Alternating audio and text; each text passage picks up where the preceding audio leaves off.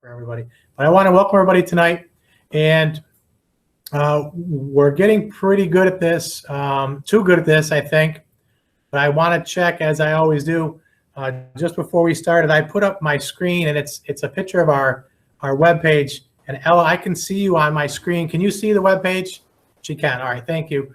So I just wanted to point out a couple of things on the webpage for everybody. The in-person budget revote, that announcement's been there for a while. And I shared that when we had our finance committee meeting last week. But there's also budget information in here that has the documents for this evening. Also, it shows you that the Pathways budget newsletter is now available online. Those were also put in the mail today at about 4:30, brought down to the post office and in the mail. So they are headed out to folks. So much of the information, the data that's presented tonight, as required by law, is in that budget newsletter, but certainly not all of it. It's a one-page double-sided trifold that has the legal budget notice as required by law. But it does have a narrative that also explains the budget situation we're in and the differences between the defeated budget and the revote budget. As far as levy and tax rate goes, it's there. It also talks about the impact of a contingent budget on the children of Fort Edward. So I wanted to share that. So all that is there. And there's just a couple of other things. This return to school parent survey, I know we've pushed that out on social media. That's going to be important information. Not that we have complete choice in how our students return to school based on the guidelines given to us by New York State, the Department of Health, and the State Education Department. We are trying to collect some information. So parents that are on, or folks that know parents, if you could just point them in that direction so they could provide some information to us, that would be helpful. So that we have it there. Also, we've posted our district safety plan. It's available for public comment until the 17th, which will be the date of our regular August board meeting. And there's also some information on summer food service program for families who might be in need of some help over the summertime when the school food service is not operating here in Fort Edward. That being said, I'll get started. So we're going to spend a lot of time this evening talking about numbers, and things sometimes get lost in that. And I'm a huge people person. I think you have to be in this business, and I don't want to lose sight of that. And so, actually, Joe Carroll had contacted me after the last finance committee meeting, and he asked about. He knows that I do some videos for the end of the year for the staff and things like that. And he said, might it be a nice idea to remind folks what this is all about. And certainly, money is a huge part of this, but we're all doing this. Everything that we're doing is for the benefit of the children of Fort Edward. And I think starting tonight by showing a little video, and I cannot take credit for this other than I contacted Mr. Herman, who does our social media presence and some other work for us with the newsletter and all that and the calendar. And he put together just over a 5-minute video of some photos from this year, just to set the mood on what's important. And I'm not minimizing that money is important, but certainly the children of Fort Edward are important. And I don't want us to lose sight of that as we have our discussion this evening. So give me just a second, and I will get the right window, and we'll make this work. Ella, can you see a picture of some kids? All right, let's see if I can make it work.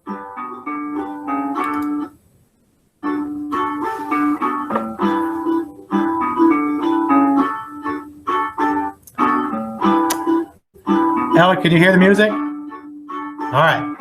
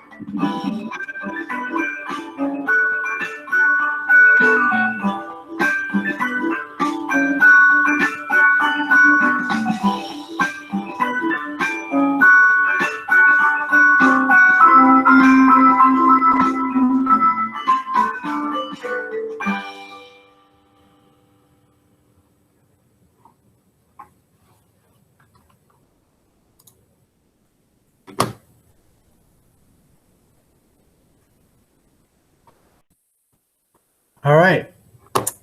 So let me, again, just wanted to start there this evening, and we'll move on. Just have to share one more screen with everybody.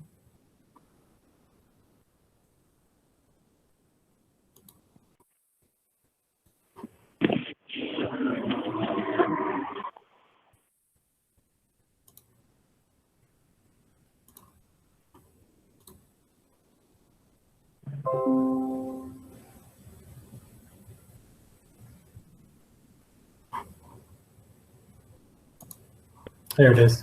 All right. So I'm going to check one more time, Ella. Big blue screen. All right. Thank you. So again, I want to welcome everybody. And if you joined a little bit late, I wanted to start with taking just a few minutes to remember what we're all in this business for. And that's the kids. And certainly we had many fewer pictures this year than we normally have due to the COVID-19 pandemic. But we had many photos. So thanks to all the teachers and staff members who sent those to me and to Mr. Herman. And again, thanks to Mr. Herman for putting that video together for us. So we're doing this by Meet Video Conference tonight. And there's a ton of information on www.fortedward.org. And this presentation is up there already, along with other documents. And the video of this budget hearing will be posted there probably tomorrow, a little bit later in the day, depending on how long it takes to turn that video around. So tonight, the board and I discussed at the Finance Committee meeting, and they provided me with some direction on kind of what we wanted to do this evening. There's some things we want to do differently, but there are some things that we're required to do. So I'm going to go through the requirements because much of this information will be on that budget notice that's coming out. I'm going to go through those, and then I'm going to talk about the situation that we're in and provide, highlight some information based on the recommendations of the Finance Committee, and trying to use some pictographs and things like that to help put things in a visual perspective for folks. So this is not the best way to show you the district budget notice. I guarantee you that the district budget notice is right in the mail to everyone, and it's on our website. The best way to view it is in its entirety, but I am going to go through it, just showing the three or four slides where I have it broken up so that you do have it. What's important on our school district budget notice, it shows you the difference between the budget last year, so the 19-20 budget, and the proposed for the 2021 school year. So the budget notice does not list for you the defeated budget. So we're going to talk about the defeated budget a little bit later. This specific legal document does not do so, but it shows you where we are between last year's passed budget and this year's proposed revote budget. And again, I won't spend a lot of time going down through there other than this number here where it says minus 384,579. That is a very important number because it means that we are exceeding the tax cap. And that means in order for our budget to pass, it has to be approved by a supermajority, by 60% of the voters. And in our previously proposed budget that was defeated, we had 53% of the voters vote yes for the budget. But we didn't get to the 60% supermajority. So we do need to have the 60% supermajority. And again, looking at what our tax cap was, we could have had a levy of $3,038,486, and the $30,000 or so dollars we could have raised and stayed within the tax cap won't even begin to pay one of our new expenses for next year, which is the loan to Washington County, based on the taxes that we had to repay them for.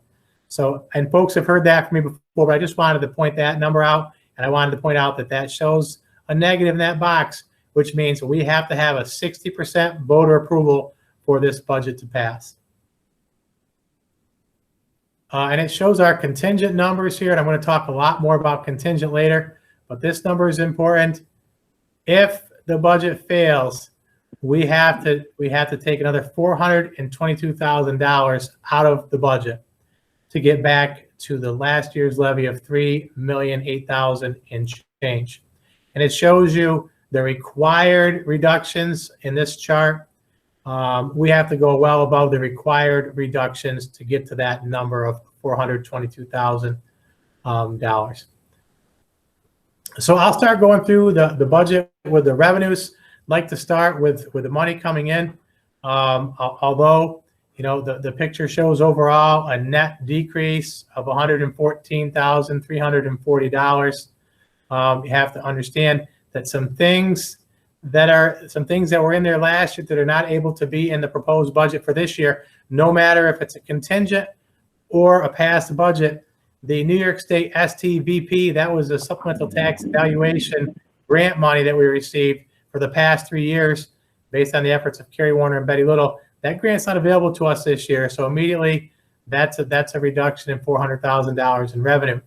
Additionally, our fund balance was at zero at the end of the year. Therefore, we don't have fund balance to put towards this year's budget. So that notwithstanding, we're only at a minus $114,340 for estimated revenues.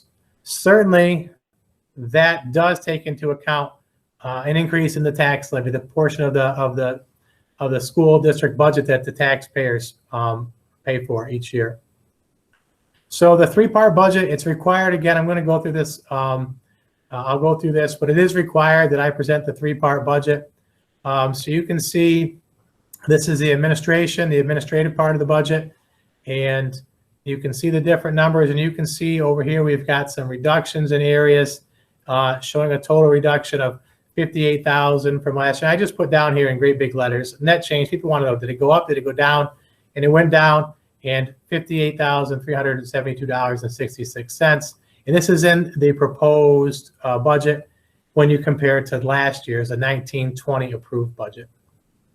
The capital, that's your building and maintenance of plant, as well as debt on the building. And you can see that did increase. It increases for a couple of reasons. We had to take on some additional debt service to pay that loan back to the county. That is the majority of it. We also have a building project that we completed, and we start paying that back now. It was a tax neutral project because the aid that comes in on the payments we have to make for the capital project cover a substantial portion of those payments. And the rest of the cash we put in at the beginning of the project. So basically we put in $400,000 cash and change, and we got that $4 million project off the ground.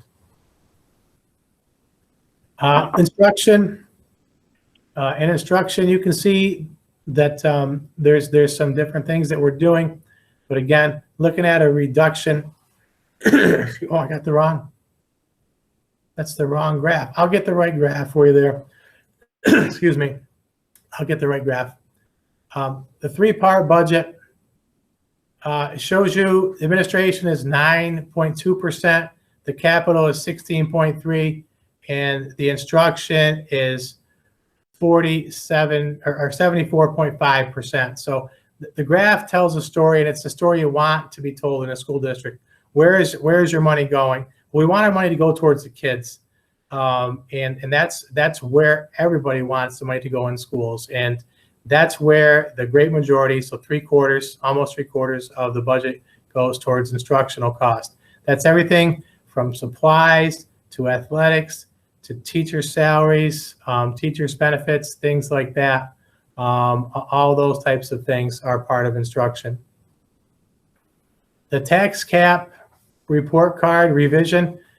We have to provide the tax cap every year. We provided the tax cap for everybody with the previous budget. So this is what was changed in the tax cap that we had to submit to New York State, and it was submitted back on July 14th.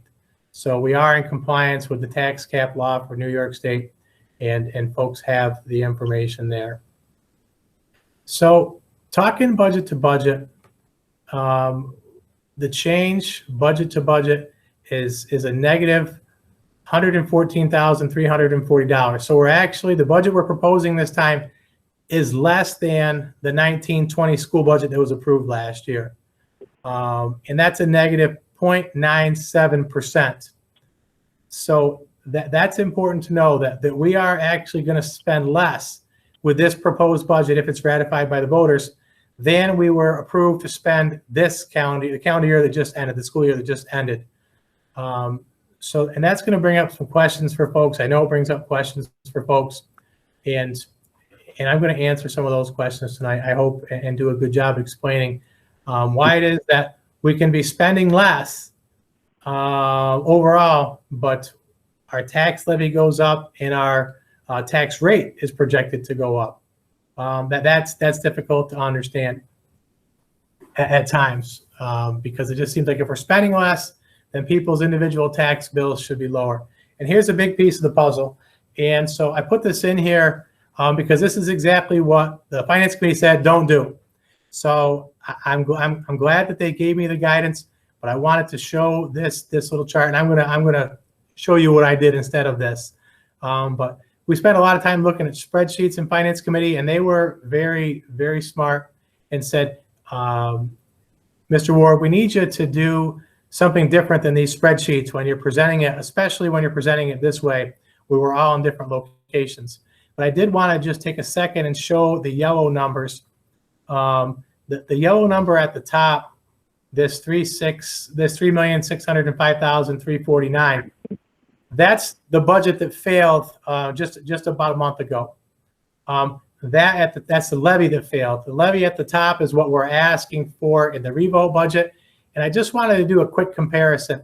So the revote levy, the amount that we're asking from the taxpayers in the proposed 2021 revote budget is $3,430,349.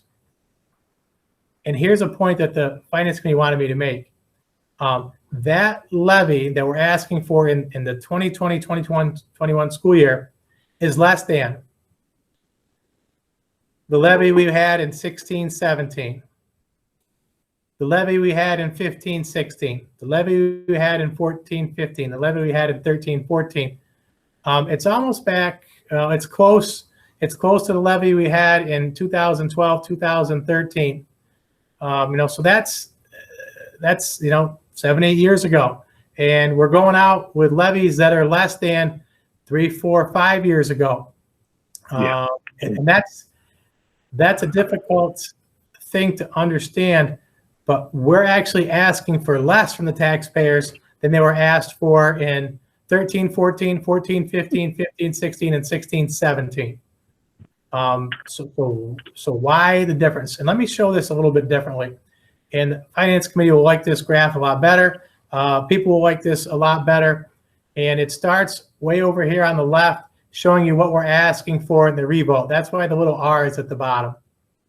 And this one here, the tallest one, is the one that failed just a month ago. And you can see back for several years, and you can see the levies there, and you can see the chart that the lowest levies that Fort Edward has had in the past 10 years are the 17, 18, 18, 19, and 19, 20 levies.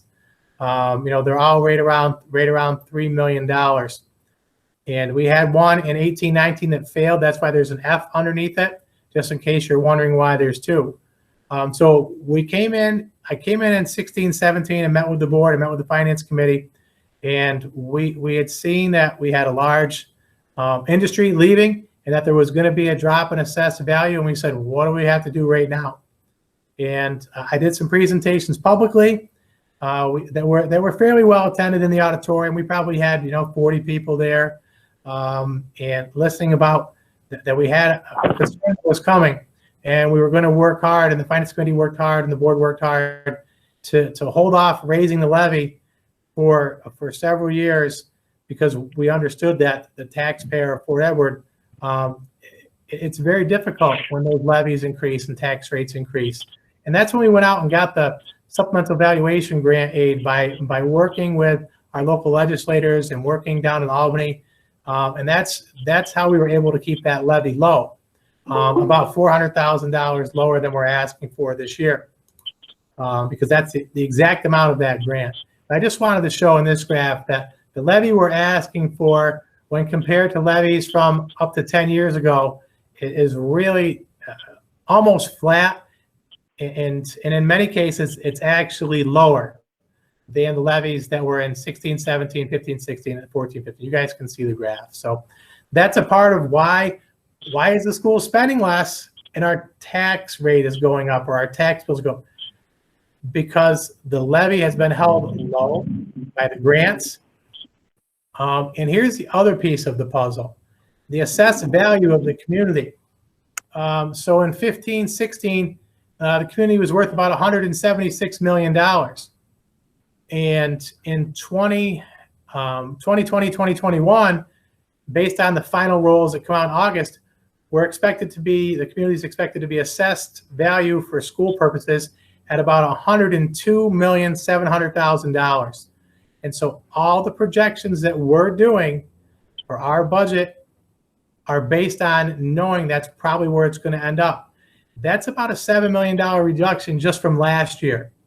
But so if you go back to 15, 16, you had $176 million in assessed value, and that's what that levy was spread across. So you could say that levy was spread across, if we just said every person paid $1, it was spread across 176 million people.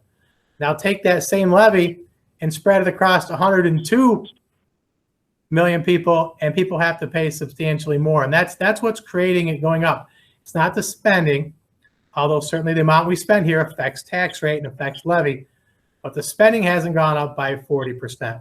You know, the spending hasn't gone up by huge amounts.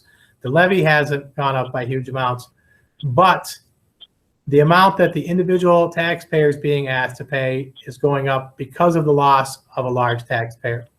So that shows that curve right there for folks, and that's a big part of the puzzle.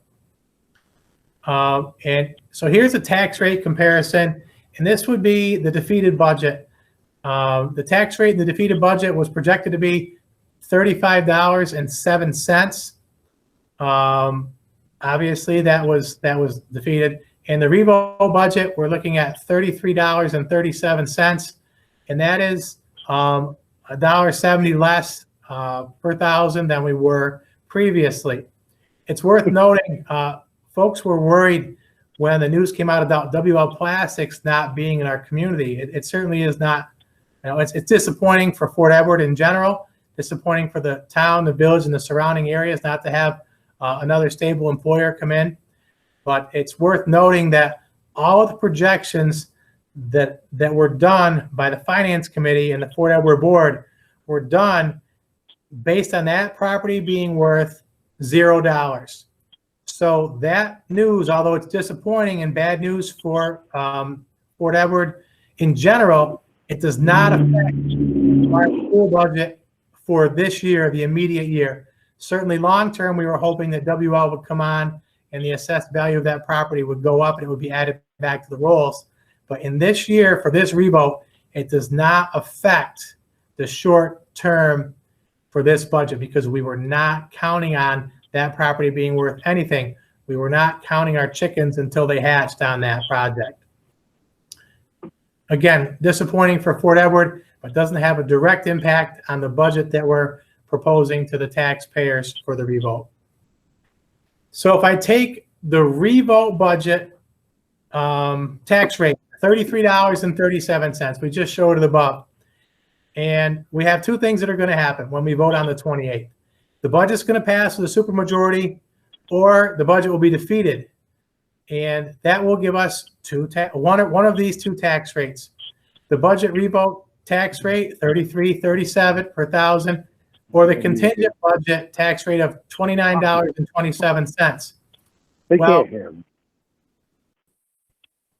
some folks would say, why is it going up? If it's contingent, my tax rate doesn't go up. Well, the levy cannot go up, but the tax rate will go up in a contingent budget. That's because of the reduced assessed value, that $7 million of assessed value that's gone away. based on the preliminary rolls that were given to me by Assessor Hayner. So here's the question that hangs in the balance, and this is where the Finance Committee and the board have spent a lot of time. What does that 410 cents per thousand mean to the children of Fort Edward? And I'm just going to break it down a little bit. So, you know, on a $100,000 house, if you're paying taxes on $100,000, and don't forget that we're not at full valuation in Fort Edward, but if you're paying taxes on $100,000, that's $410, right, added to your school tax. Just a little math, dividing that by 365 days, that's $1.12 per day. Just to put that into perspective, if you had if you're paying taxes on $70,000, that's $287, and that's 79 cents per day. If you are paying school tax on $50,000, that's $205, and that's 56 cents per day. So those are the dollars and cents of it. And again, I don't mean to minimize the dollars and cents, because I understand the challenges that many folks face. I certainly do, but I just wanted to put that into perspective. So what does that mean to the children of Fort Edward? Contingent budget. So the contingent budget, if the proposed budget is defeated, the board must adopt the contingent budget. They cannot revote again. That used to be the case back in the 90s. You could revote and revote and revote. The law changed, the tax cap came to life, and the revote rules and laws were changed. You have one chance for a revote. So this is our one chance, the budget we're proposing. When you go to a contingent budget, that requires a 0 tax levy increase. That means we would have to go back to that $3,008,000 tax levy. And certainly the contingent budget restricts spending in many areas. It also restricts the use of the facilities. It restricts field trips and supplies. And the most difficult part about all the conversations the Finance Committee and the board have had is that if we have a contingent budget, we have to reduce our budget by an additional $422,000 in order to meet that 0 tax levy increase requirement of a contingent budget. Wow. And we have, in the first proposed budget, we had already included the reduction and elimination of over 20 positions, as well as reductions in many budget lines to get to that first proposed budget that was defeated. So the new proposed budget has all of those additional reductions, as well as some new ones that you saw in the charts at the top of the page when we started. But you have to know that an additional $422,000 in budget reductions is going to severely impact student programming. And for the past 4 years, we have been trying to make the reductions without impacting students. Any of the reductions we've done, we've done quite a bit from buildings and grounds. We've done a lot for clerical, things like that we've been working through. We've come to the point now where the reductions are going to impact student programming.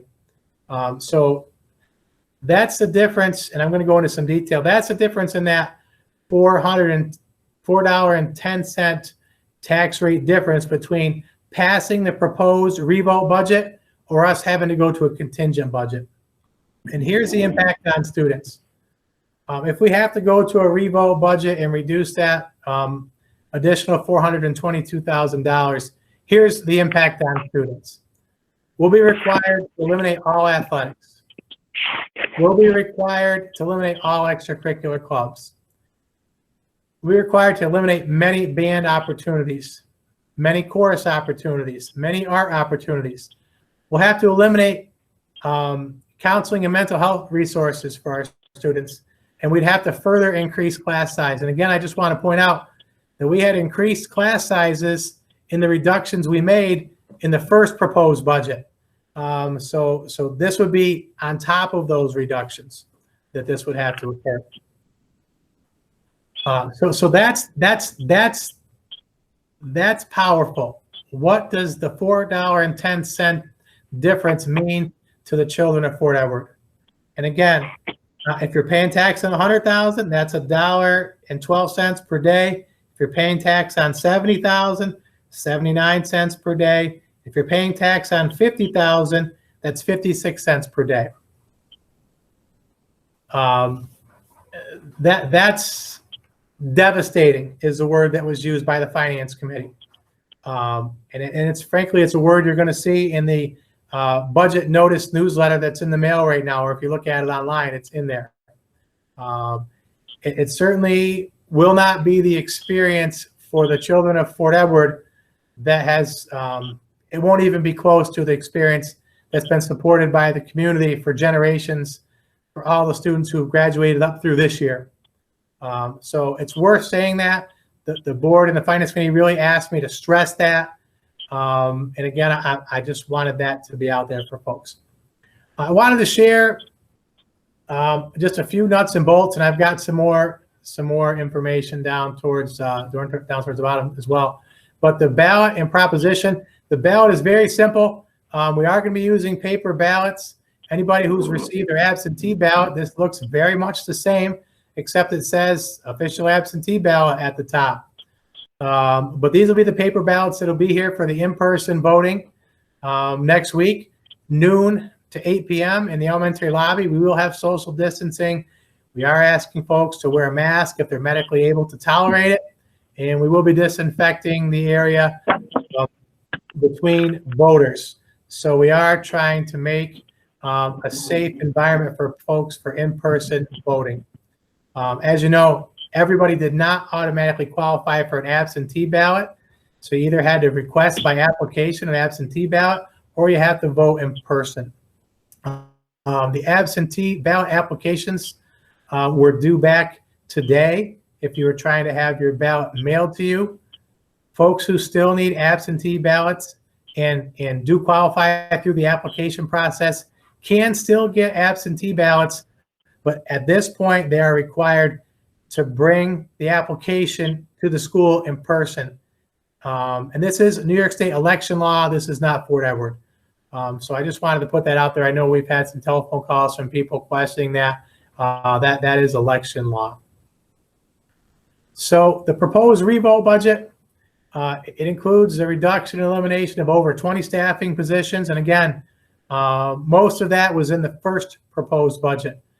Here's the part where we're able to make up some ground and where almost all of the difference between the two budgets come from. We were able to get some significant savings due to employee concessions. We were negotiating with an individual in two groups still when the last vote happened. And as you know, we had a signed agreement with the Teachers Association prior to the last vote. So those savings were notated in that proposed budget. But in the revote, that's where the savings is coming from. The majority of it, the great majority of it. It's coming from employee concessions on health insurance and salary. There's no secret to it whatsoever. So that proposed budget also reduces the tax rate from the defeated budget and reduces the tax levy from the defeated budget. And this is key as I circle back to the beginning of the presentation, where we showed a video of some of our students participating in activities here at Fort Edward School, and posing for pictures, quite frankly. Some of those were certainly posing for pictures. But the proposed revote budget includes these things.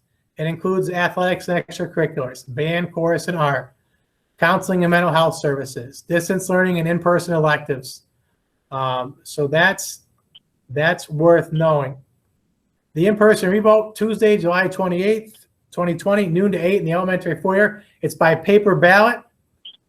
If you have an absentee ballot, the absentee ballots must be here at school by 5 p.m. on that date, not postmarked. They have to be in our possession at 5 p.m. on July 28th to be counted.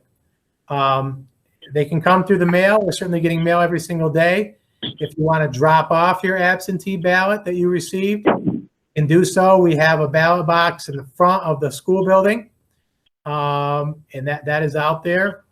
So we're trying to give everybody every opportunity to vote while still following New York State election law by using the application process and all the deadlines that are put forth by the application process. I want to go back and get that one chart that I had in there that was my own error, and I've been through this presentation several times. Give me 1 second, and I will have that, and I will show you that piece.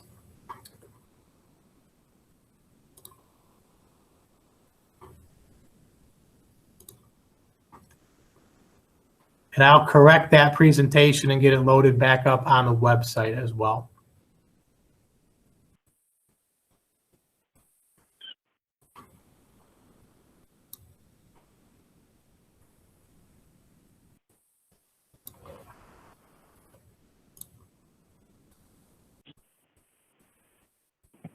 Because it was the instructional one, and that's the one that is most near and dear to all of our hearts. Sure. And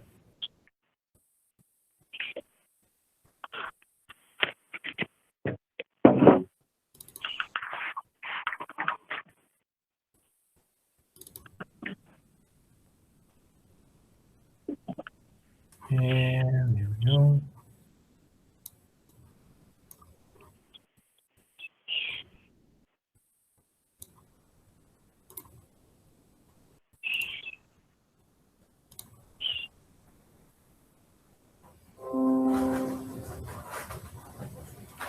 Yep. And so what I will do is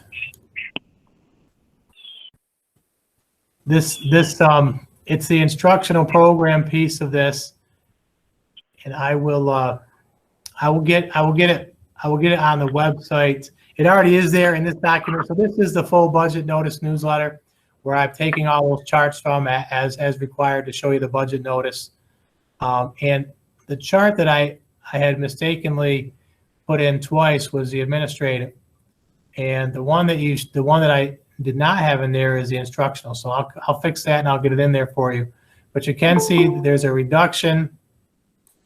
There's a reduction in the instructional expenditures from last year's budget to this year's budget in the amount of $114,340.47. So wanted to show that. You can see that the specific lines that it comes out of there, and I realize this is not the easiest way for everybody to see it, but I'll get it in the presentation so that you can have it.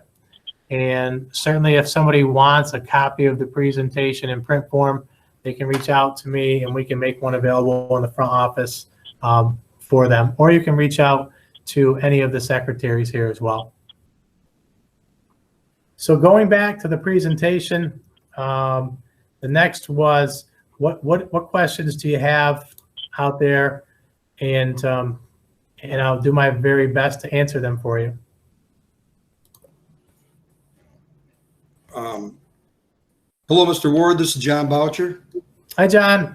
I have a question. It's not very clear about the final tax amount that people will pay because of the 80% valuation rate and the star or enhanced star. Many people, you said you said 100,000, but they're going to pay on start on 80% of that.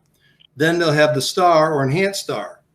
That will further lower either the tax amount or tax rate based on what they're doing. I don't know if they're doing the amount or the percentage of their assessment. But right. If let's say you start out with an 80,000 assessment, you're down to 64 with your 80%. Then from there, your star gets you down substantially. And if you got an enhanced star, you're down below the 50,000 mark. Yep. So many people in the village are, or even lower. Yeah. So let me. Yeah, go ahead.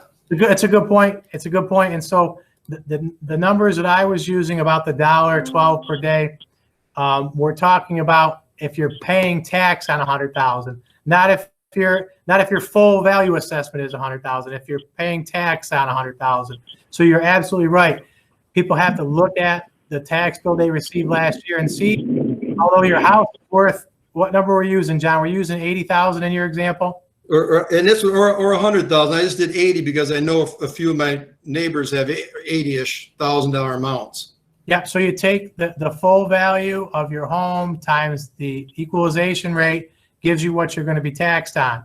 And I did not talk about the STAR, but yes, so you're right.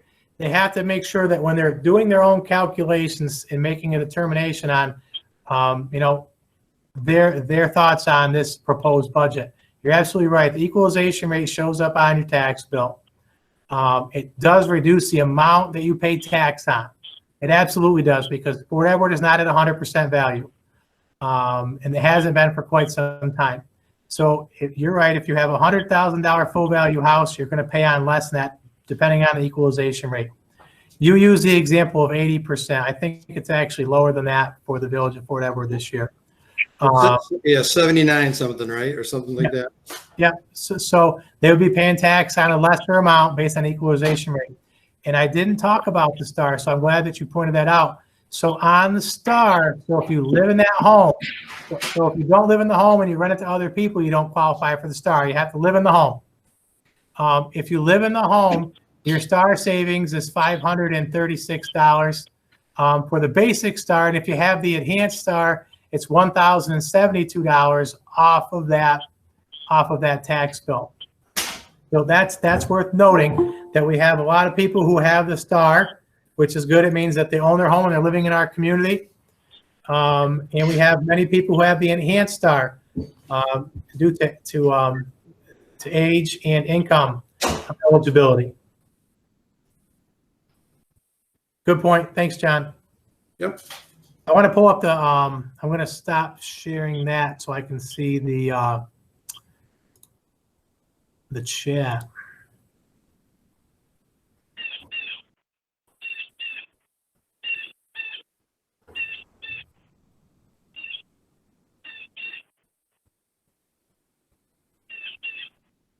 So Elizabeth, I see your question.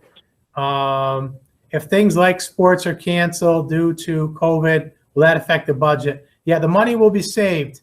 The money will be saved if we, if there's certain things we don't have to pay for, then that money will still be here for it. The savings would be something that we would have at the end of the school year.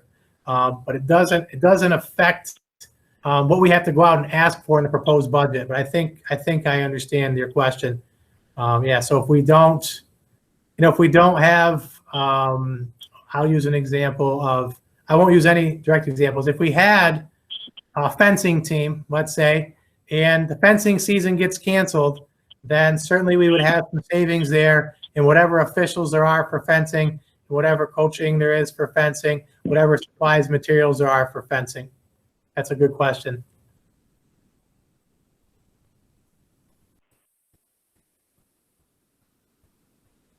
Extracurricular is all clubs, all class clubs. Mr. Ward, it's Debbie Delisle. Yep. Does that include the end of the year field trips, like for the elementary school at the end of the year when they go to Polka McCrady and all of those things? Is that considered extracurricular too? It is. It is, and the use of school monies, if we're in a contingent budget, is restricted. I'd have to look more at the specific field trips, but yeah, a lot of those end of the year field trips that we do take, a lot of them would be restricted or have to be reduced just because of the cost that we're trying to save if we were at a contingent budget. And so that would include the prom, the senior trip, all of those types of things that would be gone. That's correct. Okay, I just wanted to check because that was a big thing we missed this year. Yeah, right. And so we've got some students, that's a great point. Due to the COVID pandemic, we have students who did not have their prom this year. We have students who did not have their senior trip. Certainly the seniors are gone. They're not coming back for a senior trip next year with us anyways, and they might do something on their own. But our juniors have rescheduled their prom for the fall. I forget the exact date. I know they rescheduled, are looking forward to it. And certainly if we don't have classes, clubs, and extracurriculars, that's going to be something that would be, the expenses would be restricted.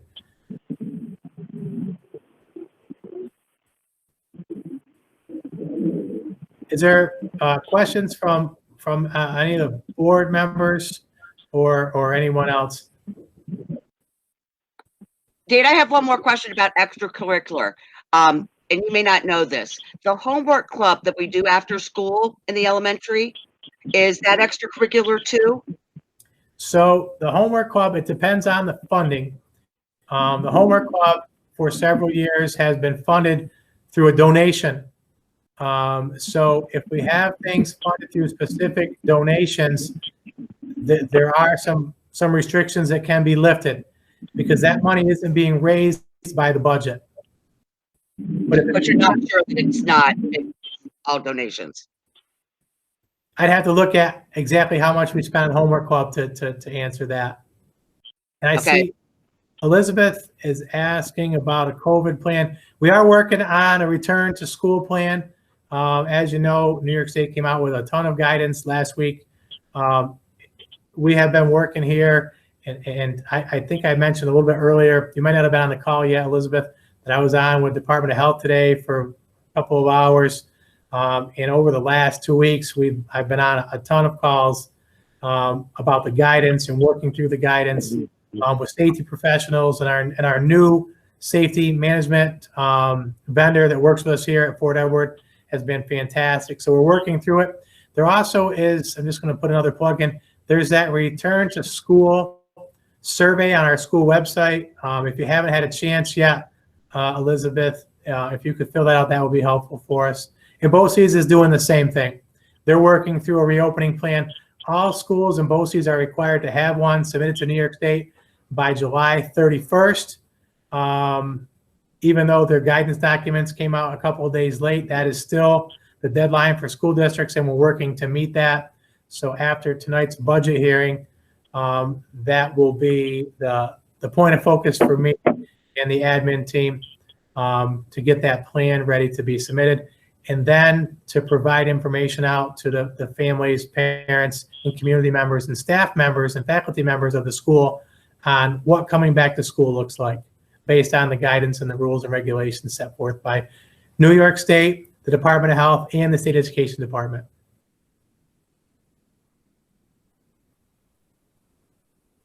The BOCES that our budget does not affect the BOCES. If the question is asking, will our students participating in CTE programs be affected by the contingent budget? Right now, the reductions we're doing, CTE is considered a normal contingent expense, so we do not have to reduce that educational program for students, and we're really trying not to do so. Not affected by that. That's what it is. Good.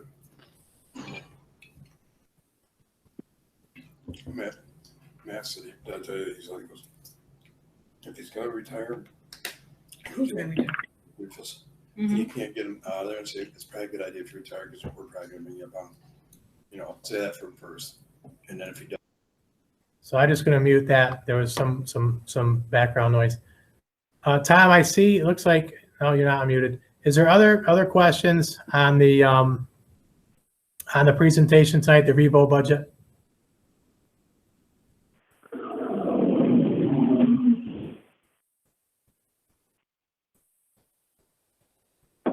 So at this point, it's about 6:25. I'm gonna close the budget hearing. As many of you know, we have a special board meeting to occur immediately thereafter on our agenda. So I'll close the budget hearing and I'll turn it over to Tom, if you don't mind, Tom, opening the special meeting. And the special meeting only has one item, and that's to approve the legal budget notice and the updated tax cap. That's the only reason for it. Yes, sir. So we're going to officially close the hearing at 6:25 p.m.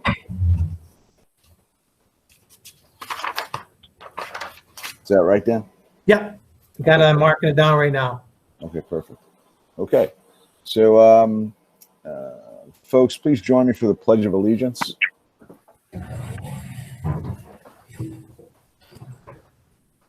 I pledge allegiance to the flag of the United States of America and to the republic for which it stands, one nation, under God, indivisible, with liberty and justice for all.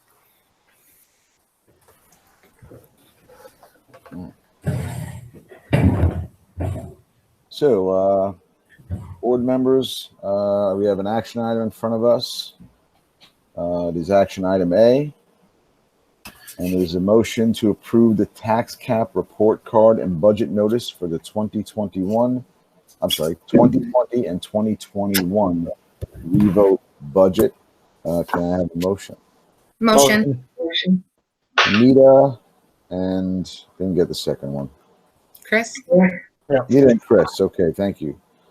Any discussion? All in favor? Aye. Aye. Aye.